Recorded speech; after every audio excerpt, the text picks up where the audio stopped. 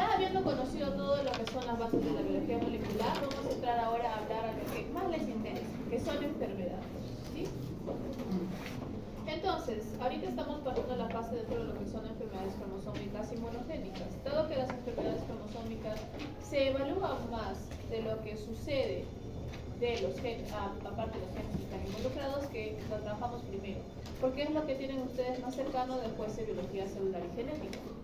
Significa de que de alguna manera u otra ustedes ya han hecho cromosomas con la comparada y también seguramente, yo asumo,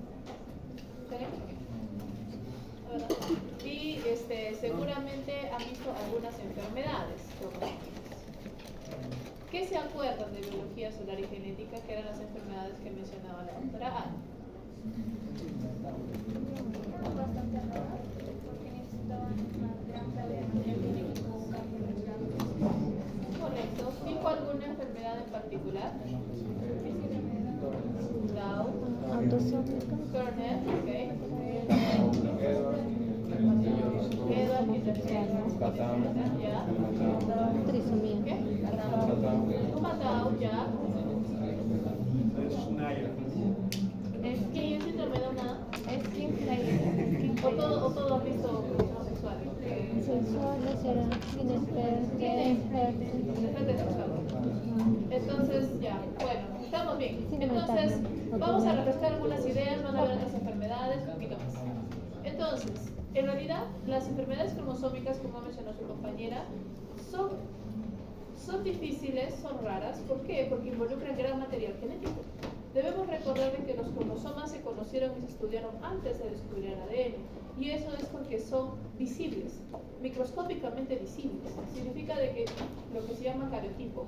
Si nosotros hacemos que una célula se divida, pero antes de que culmine su mitosis, la rompemos y vemos su interior, podremos ver los cromosomas en un microscopio. De hecho, a 100x se pueden ver muy bien los cromosomas y se pueden ver inclusive las bandas de una mayor o menor compactación del material genético, de lo cual reciben su nombre, cromosomas, cromo, color, ¿no? Y esos son los que se conforman las bandas donde se ubican los genes. Una banda tranquilamente puede tener 5 kilobases, incluso un poco más, 30 kilobases, ¿sí? 30.000 pares de bases. No hay problema de que maneje esa cantidad de información, lo que significa que los daños van a ser monumentales. Por ejemplo, imagínense una translocación de un brazo de un cromosoma. Es algo equitativo a...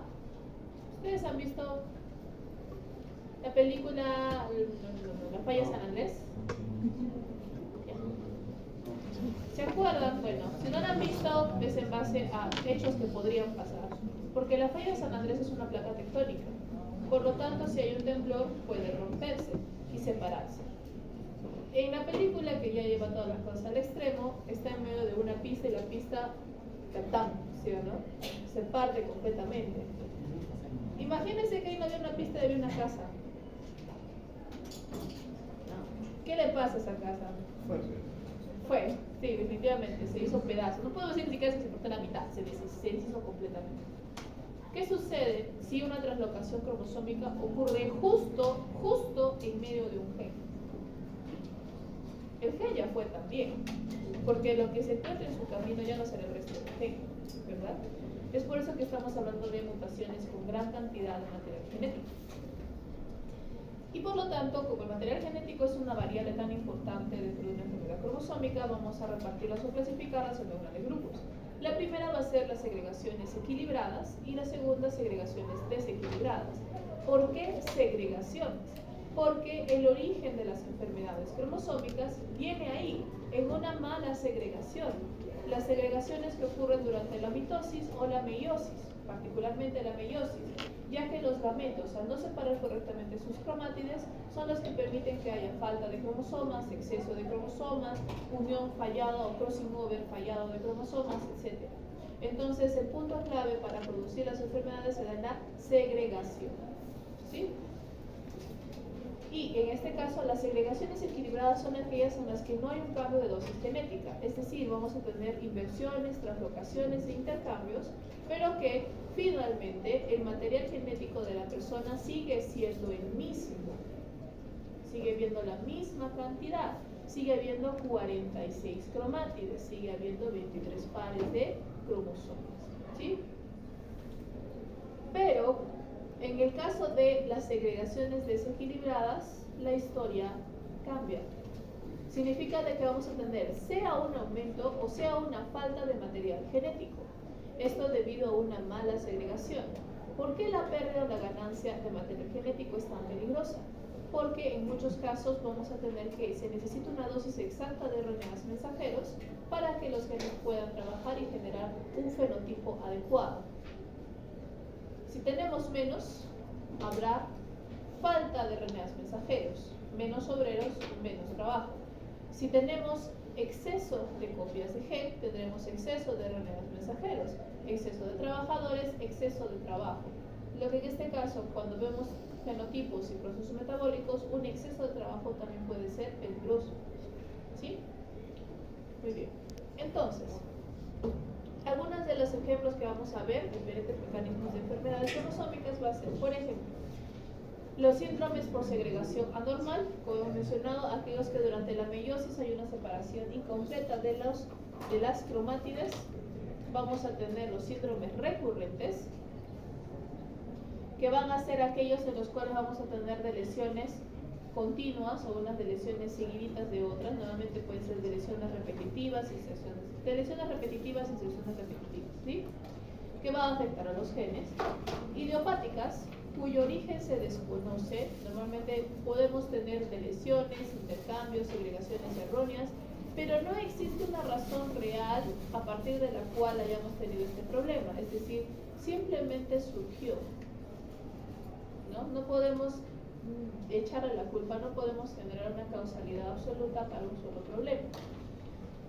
Las familiares desequilibradas, que lógicamente van a ser en muchos casos pasadas de generación a generación, que normalmente las vamos a ver, por ejemplo, en los síndromes asociados a los cromosomas sexuales. Ahora vamos a empezar con los autosomas, así que vamos a tocar sexuales todavía, y problemas de impronta genómica. Entonces, para recordar, ¿qué es la impronta? La impronta es un perfil epigenético heredado de los padres. Entonces, seguramente, no sé si ustedes, a pesar de que tienen la IA, no quiero volver a generar esta moda, porque esta moda fue horrible en mi juventud, va a ser horrible en su juventud también, que es que poníamos, por ejemplo, a dos celebridades y decíamos cómo se veían sus hijos. Y en ese momento, la aproximación exacta era agarrar un 50% de rasgos papá, 50% de rasgos mamá, juntarlos, salían literalmente monstruosidades. ¿Ok? Pero así no funcionamos todos. Nosotros no somos 50-50 papá y mamá, muy independientemente de que seamos en crossing over, ¿sí? No somos monstruosidades de pegatinas de los de papá y mamá. De hecho, algunas hijas, especialmente las hijas primogénitas, se parecerán al papá. Los hijos, especialmente los hijos segundos, se parecerán a la mamá. ¿Por qué? De nosotros o de nuestros padres no solo heredamos genes, heredamos epigenes. ¿Qué significa? Los epigenéticas no son en realidad genes, son proteínas. Son las famosas proteínas modificadoras de histonas. Fosforilación, metilación, acetilación, glicosilación, los que llevan a unos patrones específicos que permiten la expresión o el silenciamiento de genes. Y son heredables. Significa de que podemos heredarlos de nuestros padres. Por lo tanto, algunos patrones de impronta serán heredados por papá y producirán una sobreexpresión de caracteres de papá, lo que hace que nos parezcamos a nuestros papás. Y viceversa para las mamás. ¿Sí? Bien. Entonces, son dos factores, muy aparte de los genes, cómo manejamos los genes, epigenética.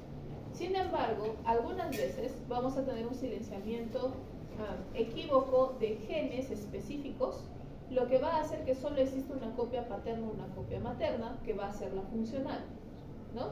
Entonces, si se anula la funcional y queda la otra que es semifuncional, tendremos una falta de formación, una falta de información, lo que hará un desequilibrio por impronta. El genoma está ahí, pero no se está usando. Por lo tanto, habrá algún síndrome. Y vamos a darnos cuenta que las improntas son bastante conocidos cuando los veamos a ver. ¿Sí? Bien. Entonces, antes de proceder con lo que son las enfermedades autosómicas, tenemos que tener un concepto muy claro, tal vez relativamente funable, y se llama de la viabilidad, eso sí, levanta la cabeza, ¿no? Se llama viabilidad del feto. ¿Ok? ¿Por qué es relativamente funable? Porque, visto desde un punto de vista biológico evolutivo, los bebés cuando están dentro de la mamá son parásitos. ¿Por qué son parásitos? Porque no aportan nada a mamá, no aportan ni nutrientes, no aportan defensas, no hay simbiosis, no hay comensalismo, literalmente es parasitosis, porque absorbe los nutrientes a detrimento de la mamá. Si la mamá sigue comiendo como comía antes de estar embarazada, le va a venir anemia, le va a venir deficiencia de ácido fólico, se va a poner débil, etc. Tiene que comer más nutrientes, porque la mayoría de los nutrientes serán priorizados al desarrollo del bebé. Y también, si no lo hace, el bebé va a crecer mal y ambos van a estar en peligro. Por lo tanto, es una relación parasitaria. El cuerpo invierte energía y alimento en una nueva vida. No tiene sentido que el cuerpo invierta alimento y vida en una nueva vida si esta vida no va a nacer, si no va a vivir. Significa de que el cuerpo está constantemente analizando si el feto es viable. Y eso a veces sucede cuando ustedes vean lo que es inmunología y hay una incompatibilidad inmunológica entre mamá y feto. El sistema inmunitario de la mamá empezará a tratar el feto como el parásito que aparentemente es y lo destruirá.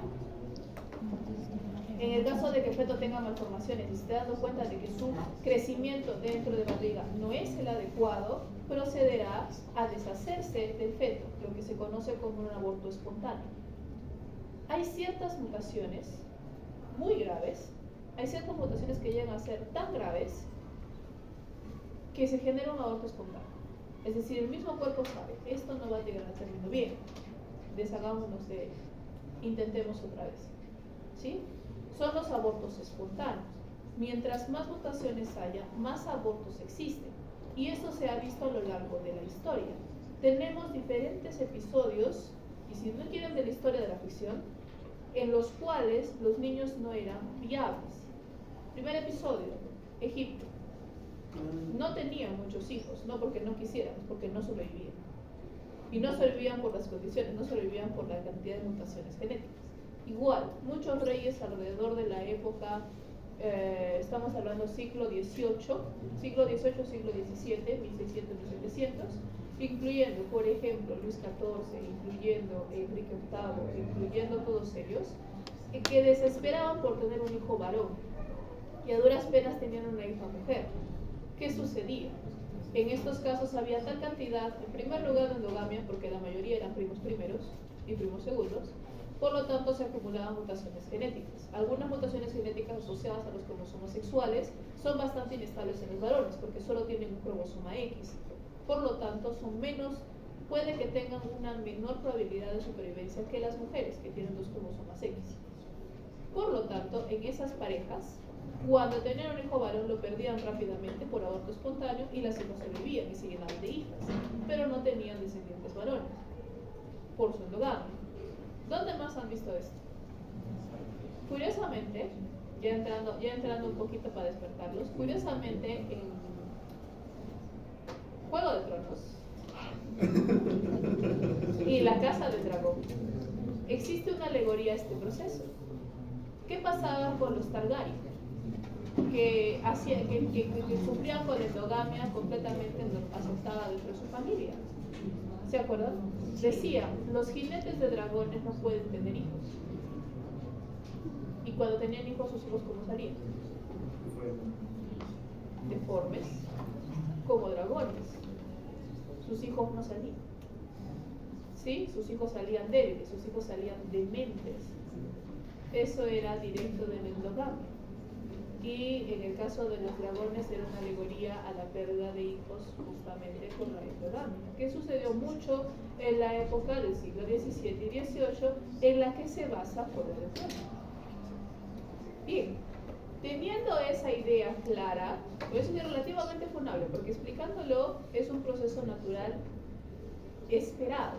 Ahora viene lo no esperado, ¿no? Cuando viene la asesoría genética, tenemos un caso en el que el médico, claro, la clásica caso ético, ¿no? En el que el médico sabe que el niño va a nacer mal, que no va a sobrevivir a los 5 años de vida, y es su deber decirle a los padres, sabe que su hijo no va a sobrevivir a los 5 años de vida, va a tener este y este problema, está avanzando hacia ese punto, yo le aconsejo a usted que termine el embarazo.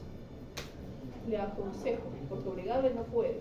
Significa que los padres, al final, si deciden no culminar el embarazo, bueno, verán, ¿sí?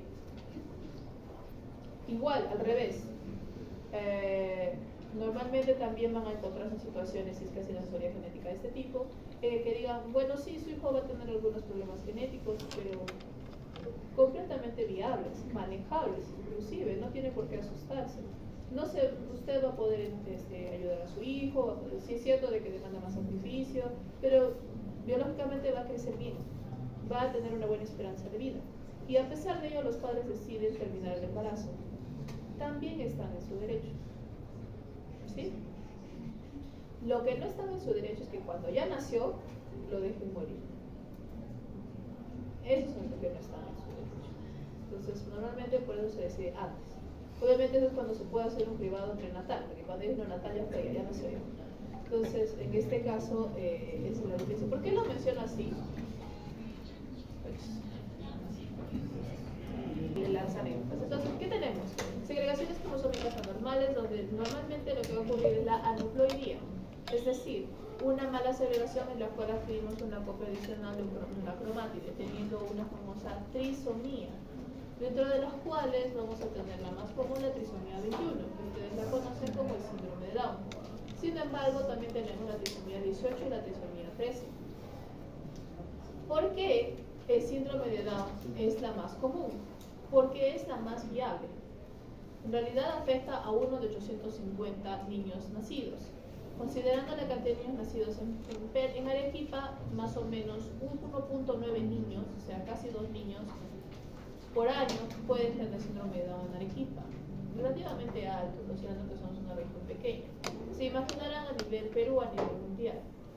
En este caso, la trisomía 21, como su nombre indica, es una copia adicional del cromosoma 21. Este cromosoma es un cromosoma pequeño y telocéntrico, es decir, que solamente son visibles y tienen genes sus brazos largos. Sus brazos cortos son prácticamente 2 cachitos en la parte de arriba, que no tienen material genético per se. O sea, heterocromatina, ¿sí?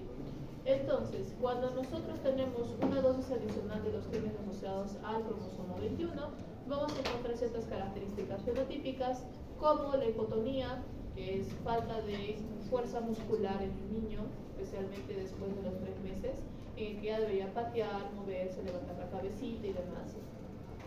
Talla baja, piel laxa en nuca, pliegue palmar, clinodactilia. También vamos a tener algunas características faciales clásicas, como el occipucio plano, los pliegues epicánticos, ¿sí? Vamos a tener una forma particular acá en la frentecita, en nariz, en los ojos, especialmente si los ojos son de color claro, vamos a poder observar las manchas de Rushfield, que son unas manchas cafés a nivel del iris de los ojos. Y vamos a tener lo que es una discapacidad intelectual moderada a leve, lo que hace que, como hemos dicho, tengan un buen estilo de vida. Las personas con síndrome de Down, con un cuidado adicional, con un entrenamiento correcto de forma cognitiva, pueden llegar a ser incluso independientes, manejar vehículos, formar una familia. He dicho con la educación correcta, porque normalmente en un colegio estándar un niño con síndrome de Down suele quedarse atrás porque simplemente se queda atrás. Normalmente nosotros cuando somos docentes trabajamos con un grupo grande de chicos y tenemos siempre 3 tipos de chicos: los que salen por delante de los demás, que no necesitan mucha ayuda, que son realmente independientes y que el profesor los deja hacer lo que quieran mientras aprendan lo básico. A veces les dan más información para que aprendan más, porque eso es lo que demandan. Los chicos que están en un promedio, que con el paso o la estructura curricular del colegio se desarrollan bien, es decir, es suficiente dificultad y pueden salir adelante. Y luego están los chicos con dificultad, que no pueden desarrollarse bien. Sin embargo, normalmente el docente no se da abasto para hacerlos llegar para hacerlos avanzar al ritmo de sus demás compañeros. Es decir, en otras palabras, estas personas, especialmente las personas con discapacidad intelectual diagnosticada, no tienen por qué ir a la velocidad de las demás personas. Sí tienen derecho a aprender igual que los demás, pero no a la misma velocidad. Entonces es su derecho que lo hagan de la velocidad a la que ellos más les acomode para que puedan aprender. Y cuando ese tipo de entrenamiento se da, entonces sí aprenden muy bien. Y las personas con síndrome de Down pueden entender las cosas muy bien. Tal vez algunos detalles asociados a una inteligencia superior, como la malicia y la mentira, les cuesta un poco. Sorprendentemente, la malicia y la mentira es una señal de inteligencia. Les cuesta un poco, ¿no? Pero después de eso, normal. Ahora, el tiempo, la esperanza de vida también de las personas con síndrome de Down es relativamente alto. Estamos hablando de 55 años de vida. Muchas personas aparentemente sanas se mueren a los 55 años, ¿sí? No hay ningún problema. Ahora, siempre hay una condicional, en este caso, que se desarrollen algunas otras malformaciones congénitas que dificulten su vida, como pueden ser cardiopatías y atresias en el sistema digestivo, así como riesgos de leucemia y de demencia prematura, que pueden o no pueden aparecer dentro de la trisomía, ¿sí? Luego tenemos los casos menos comunes, que son la trisomía 18 y la trisomía 13, que son muy raros. Estamos hablando de uno de cada 8.000 niños nacidos y uno de cada 20.000 niños nacidos. Y eso se debe a que su esperanza de vida es muy baja. A diferencia del anterior, lo que tenemos acá no es una hipotonía, sino una hipertonía. Es decir, los músculos están en constante contracción, lo que genera ciertas características clave de la enfermedad, como el cierre de puños, es decir, los bebitos tienen su puñito cerrado siempre, esto les duele, esto les molesta, esto los fatiga, esto los puede lastimar con sus uñitas, los puñitos hacen bien afiladitas cuando son pequeños, y es difícil dejar que hagan este movimiento, en este constante puño. O igual, cuando ustedes estiran sus piecitos, cuando los estiran, ¿acaso van derechos? Hacen esto, por sus propios huesos y músculos. Entonces lo que hacen es el famoso pie de mecedora, que son pies tensos, ¿sí? Igualmente tenemos microcefalia, deficiencia, y acá, importante, vamos a tener en algunos casos ya malformaciones embriogénicas poquito complicadas, como orejas de implantación baja, es decir, en vez de que estén acá, van a estar un poquito más cerca del cuello, o, por ejemplo, labio leporino, fisura palatina, anomalías oculares y discapacidad intelectual grave. Cuando entramos en discapacidad intelectual grave, las personas no pueden vivir por sí solas. Algunos se quedan con una mentalidad infantilizada, pero como tenemos una pobre esperanza de vida, no se sabe exactamente cuánta es la discapacidad. Acá el detalle es de que como existen malformaciones cardíacas graves, dificultades en la alimentación, es decir, una exacerbación de las atresias observadas en el sistema digestivo o malformaciones del sistema nervioso, los niños normalmente no pasan del año de vida. En el caso de la trisomía 18, el 50% fallece dentro del primer mes de vida. Entonces, el tiempo de vida no son viables. Aquí es donde entramos ya en el concepto de poca viabilidad respecto a las malformaciones.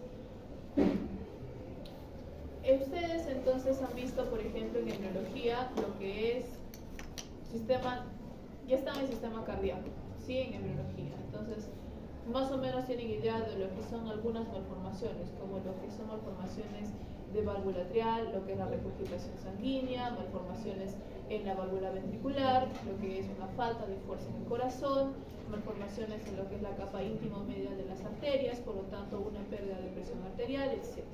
¿Sí?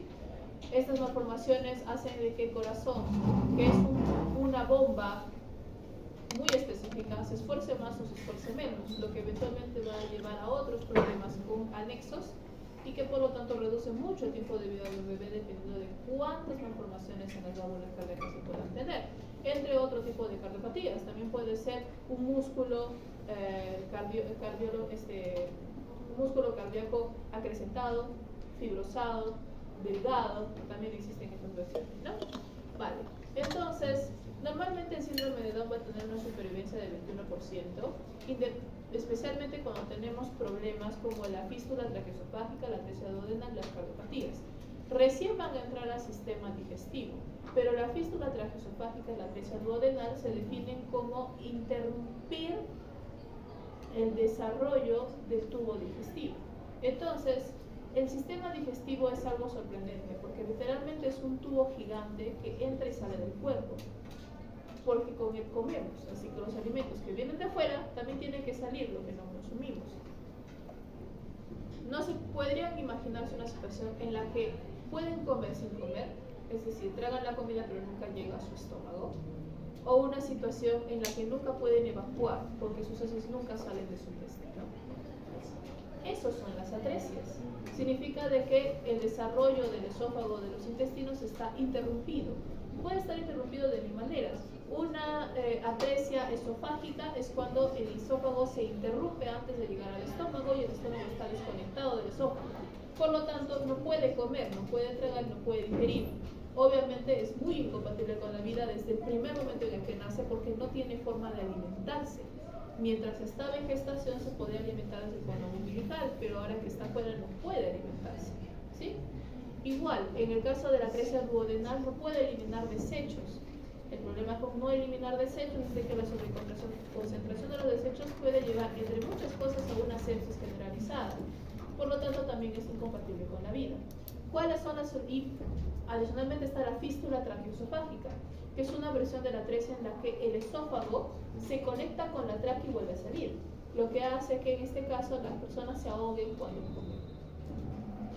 Soluciones: solamente cirugía, y cuando es posible, es decir, cuando haya la posibilidad de conectar al esófago con el estómago, al intestino con el estómago, o desconectar al esófago de la tráquea.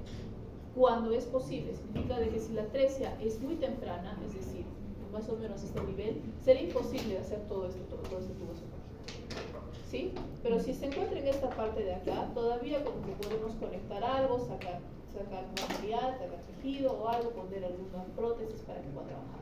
¿Sí? La cirugía no es posible en comunidad cuando tienes un hijo, o sea, muere. ¿Ya? Lamentablemente por eso la supervivencia se puede reducir un 21% en esos casos particulares, ¿no?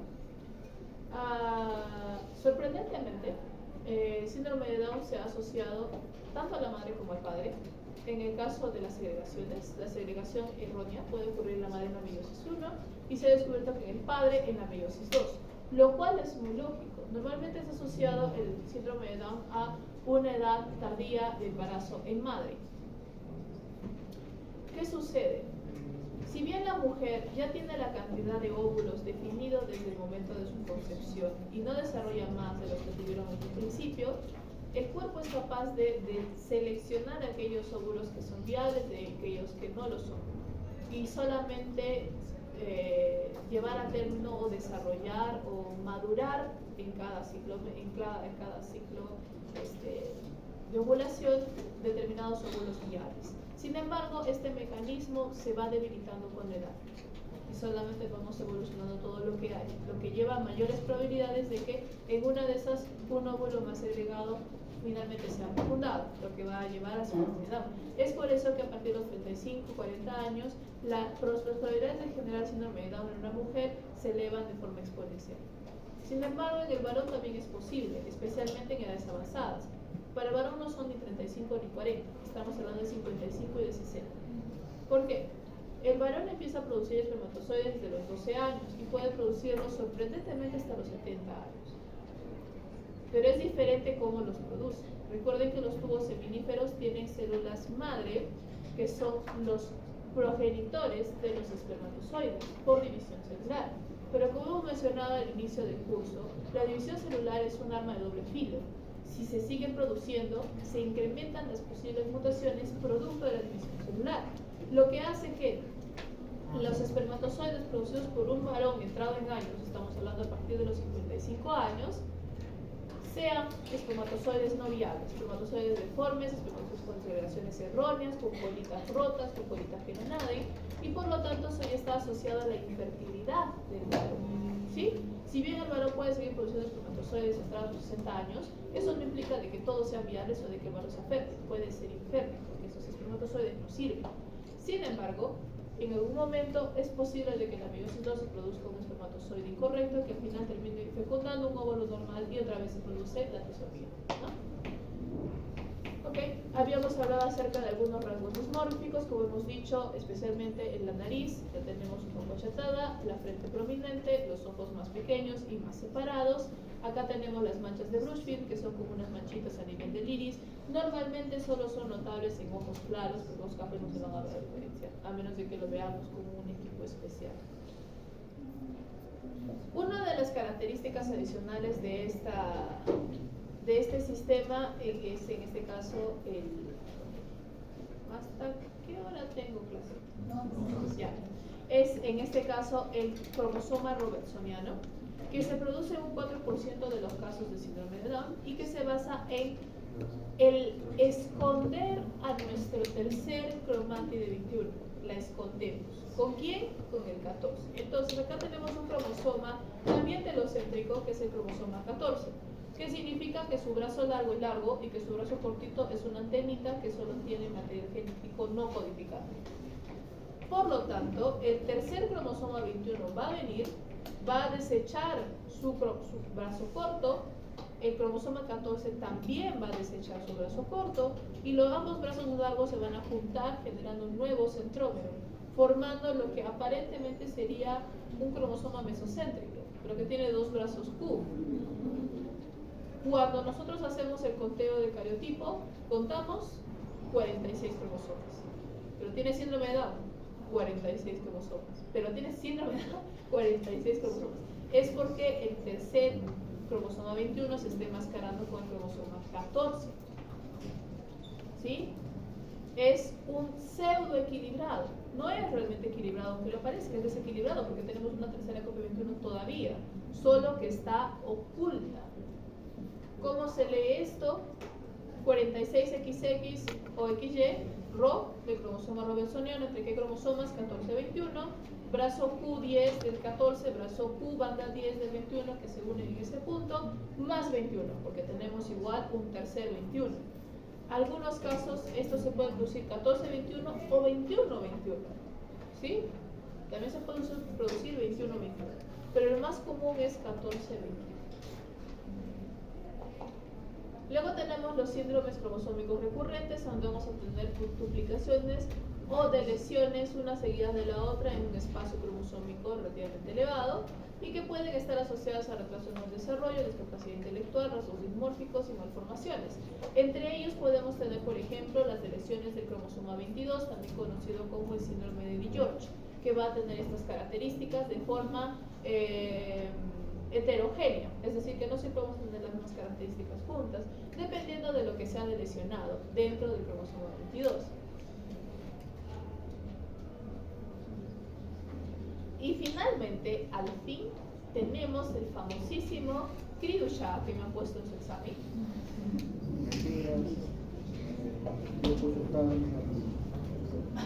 No necesariamente bien escrito, porque he encontrado de todo. ¿Por qué se llama Cri-du-Chat? Es una frase en francés que significa cri, llanto de chat, gato. ¿Alguna vez han escuchado un gato maullar cuando está encelado? Suena horrible, ¿verdad? Parece un bebé llorando, ¿verdad? Algo similar, pero bajito.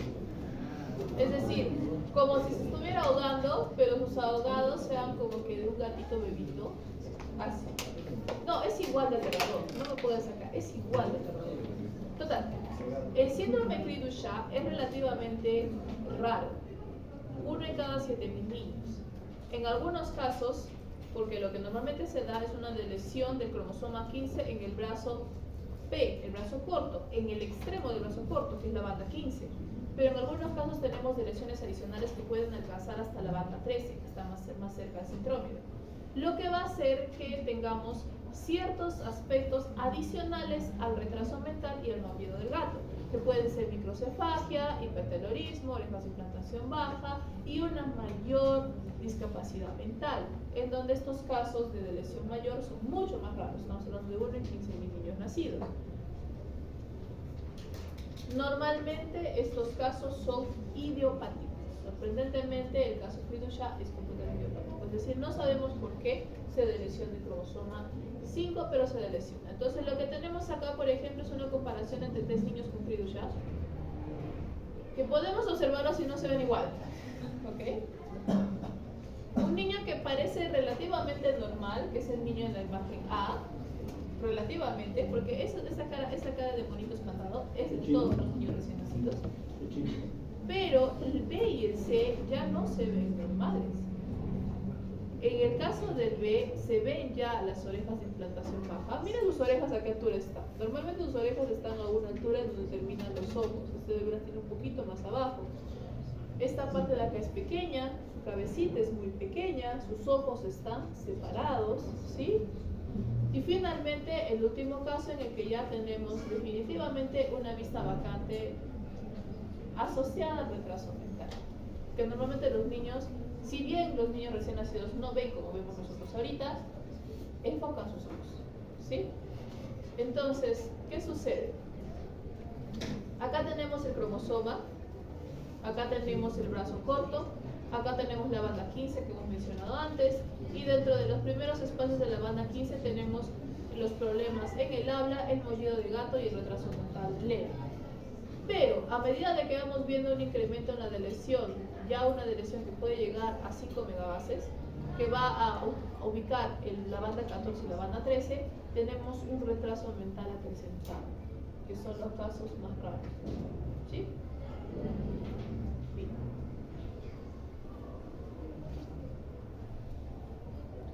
Finalmente estamos con los síndromes de impronta genómica. Entonces habíamos dicho en un principio que la impronta genómica es un proceso epigenético, que si bien no hay un desequilibrio genético, es decir, todos los genes están ahí, no son accedidos o son silenciados debido al perfil epigenético heredado de uno de los padres. Específicamente no se silencia todo el cromosoma, se silencia unas zonas de genes importantes que al ser silenciados en uno de los padres se quedan con una sola copia. Usualmente una copia con menor actividad que la del otro padre que está silenciada, lo que va a llevar a ciertas características.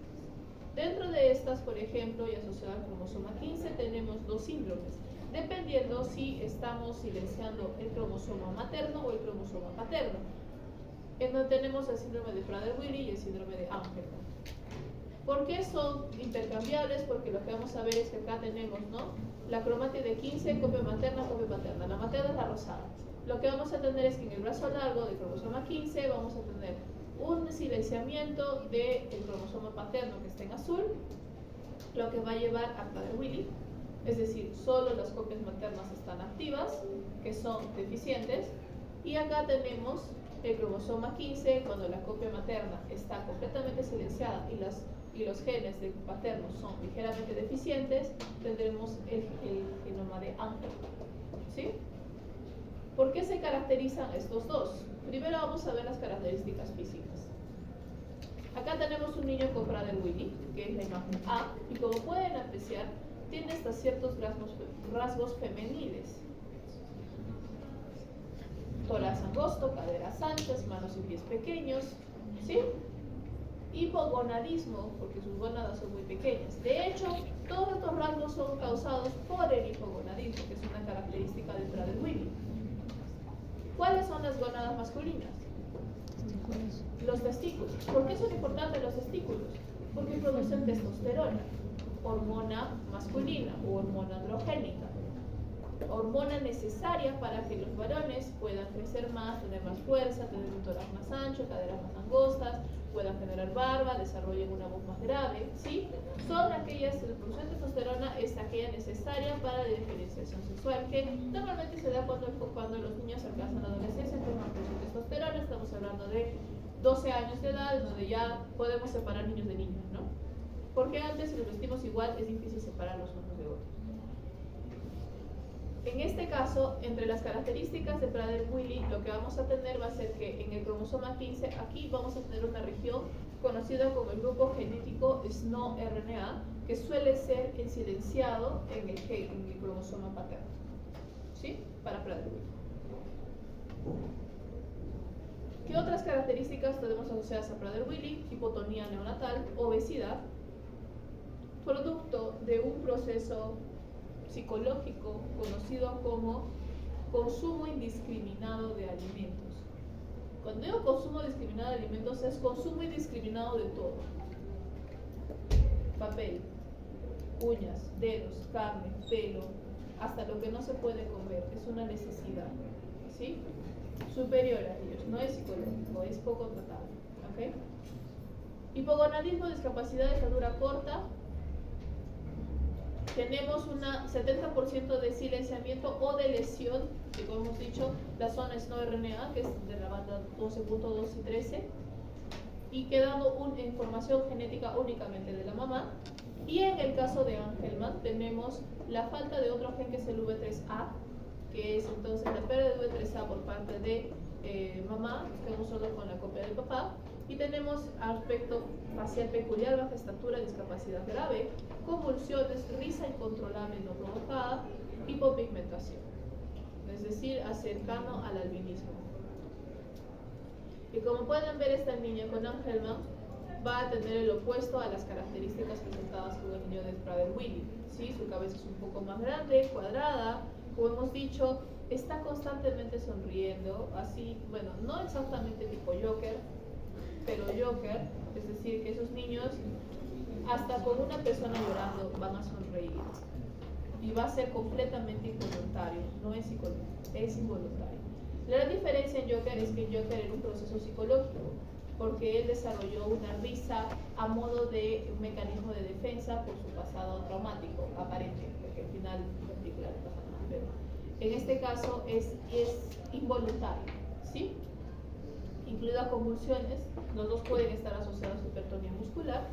Tenemos algunas características un poco más androgénicas, como son las manos y pies grandes, el tórax más desarrollado, y como hemos visto, faltan características de desarrollo femenino, que normalmente se le otorga de la mamá. Es por eso que también adquieren, ¿no?, el nombre de Angelman, los hombres ángel, porque en este caso siempre sonríe, normalmente va a tener una hipopigmentación, por lo que van a desarrollar piel clara, cabello rubio, por falta de producción melanina, y van a estar siempre sonriente y van a tener características androgénicas, no específicas. Entonces, por eso es de que recibe su nombre como tal. ¿Hasta aquí alguna pregunta? Ah, sí. Y acá abajo lo que podemos ver es el silenciamiento del gen V3A del caso de la región materna. ¿Por qué es importante? Porque podemos ubicar el V3A no solo por impronta genética. Puede haber una lesión en V3A y vamos a desarrollar Angelman. Puede haber una disomía uniparental, es decir, por mala segregación cromosómica, uno de los gametos, en este caso el óvulo, no tiene el cromosoma 15 y por lo tanto el cromosoma 15 del padre, así como el non-homologous enjoining, va a tratar de recomponer la cantidad de cromátides necesarias y va a ser una copia de sí mismo, lo que se conoce como una disomía uniparental, que es lo mismo que no exista la copia de mamá, son dos copias de papá, pero siguen siendo dos copias de papá, ¿sí? ¿Alguna pregunta para allá? Ya. Y aquí nos quedamos con esta primera parte. ¿Preguntas? Bueno.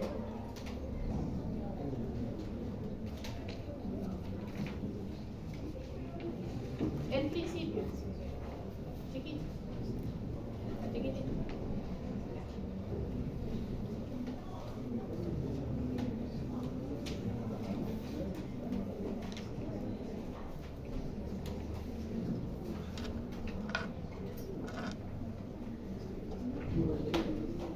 No. No. Me equivoqué de diapositiva. Seguimos. Cromosomas sexuales, dice Ana María. Entonces, antes que nada, hablemos, como dice el libro, de la base cromosómica y la determinación sexual. Aquí viene la parte funable de este episodio. ¿Por qué la parte funable? A ver. Para entrar a entender sobre cromosomas, tendremos que definir primero lo que biológicamente es una mujer y un varón. Biológicamente mujer es XX, biológicamente varón es XY. ¿Sí? A eso nos estamos estamos refiriendo, porque ahora nos daremos cuenta de que, de hecho, dentro de los cromosomas X y Y van a existir genes determinantes del sexo. Y cuando estos genes se disgregan de mala manera, van a haber problemas o síndromes de mala disgregación o de mala determinación del sexo. ¿Sí? Perfecto. Entonces, ¿qué sucede? Uno de los primeros conceptos que debemos tener es que todos nacemos con un default. ¿Qué es un default? Un predeterminado. Y el predeterminado es el desarrollo de gónadas femeninas. ¿Sí? ¿Qué significa? ¿Dónde está mi imagen bonita? ¿Qué? Cuando los niños están en desarrollo, normalmente tenemos lo que es la gónada ambipotente, que es una gónada que, dependiendo de los genes presentes, va a desarrollarse en un testículo y va a salir de la parte interna hacia el exterior, o se va a formar los ovarios, que va a ser de la mujer en la parte interna. De la misma manera, el resto del sistema genital va a desarrollarse, por ejemplo, en lo que es la vagina, en lo que es, en este caso,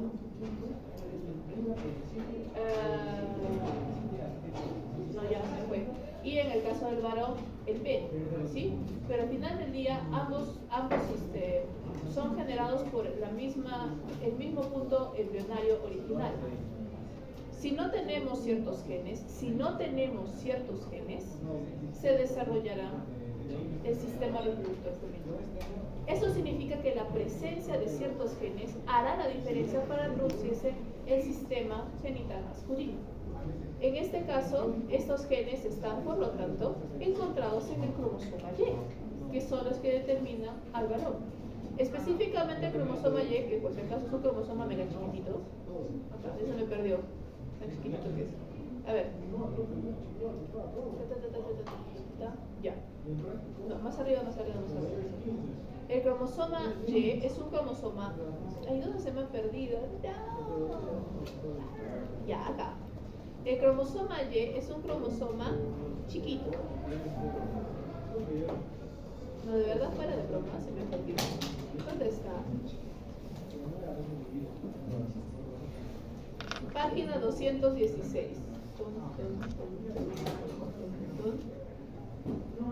Y se va a la 216.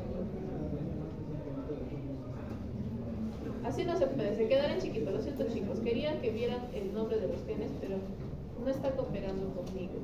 Ya.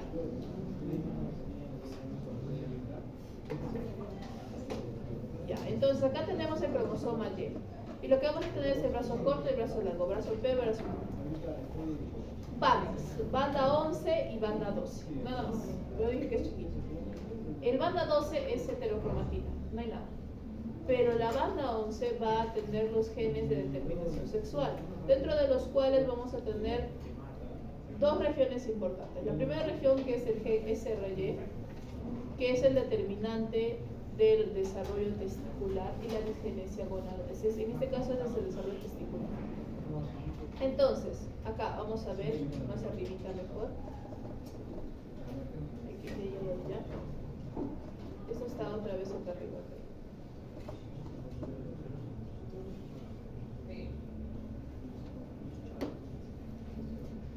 Pues no, muy bien. Entonces, y en el otro caso, otros genes que van a ser el USP9Y, el DDX3Y y los genes DAS, que se asocian a los grupos AZF, A, B y C, o los AZF, que son los denominados azospermos. Entonces, el SRY es el que determina la formación de las gónadas en testículos para la producción posterior de testosterona y, como hemos mencionado en un caso anterior, lo que es el desarrollo de las características masculinas externas. Y por otro lado tenemos los AZF, que son los genes asociados a la zoospermia, mejor dicho, a la espermatogénesis, que son necesarios para que existan las células progenitoras de los espermatozoides. Por lo tanto, ya podemos imaginarnos a dónde va esto. Si nos falta SRY, no tenemos desarrollo de testículos y no tenemos desarrollo de testosterona. Por lo tanto, hay un proceso de androgenismo femenino. Y en el caso de la ZF, tenemos el desarrollo de un varón normal, pero falta de producción de espermatozoides, por lo tanto es infértil. ¿Sí? Por lo tanto, ambos tienen que ser pasados. En el caso del cromosoma Y, sin embargo, tenemos otro detalle interesante. Como hemos dicho, el desarrollo de los ovarios y de todo el sistema sexual femenino es esperado. Por lo tanto, tenemos los cromosomas X, ambos capaces de desarrollar este sistema. Así que lo que va a ocurrir en la mujer es la inactivación del cromosoma X. ¿Qué significa? Que nuestras células deliberadamente van a silenciar uno de los cromosomas X para que solo exista una copia funcional. Deliberada y probabilísticamente, lo que significa de que algunas células se encargarán de silenciar un cromosoma X y otras células se encargarán de silenciar otro cromosoma X, produciendo un fenómeno de mosaicismo dentro de la mujer. Y este es un proceso natural. ¿Sí? Muy bien. Entonces, eso es básicamente el desarrollo de los cromosomas sexuales en general. Sí, aquí estamos, después de ZF, ya dijo todo esto. Un poquito más, un poquito más. Ya hemos dicho desarrollo de DF, ya.